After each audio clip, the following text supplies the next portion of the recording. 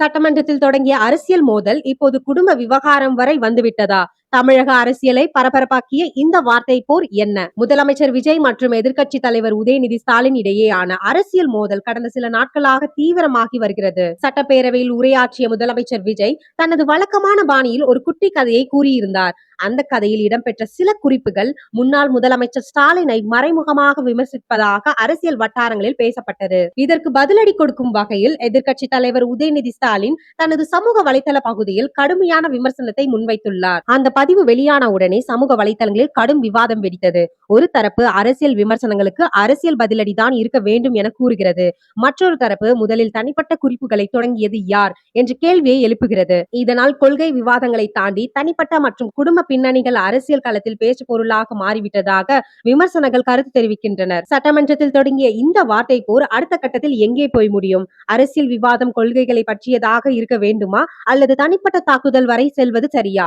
உங்கள் கருத்தை கமெண்ட்ல சொல்லுங்க.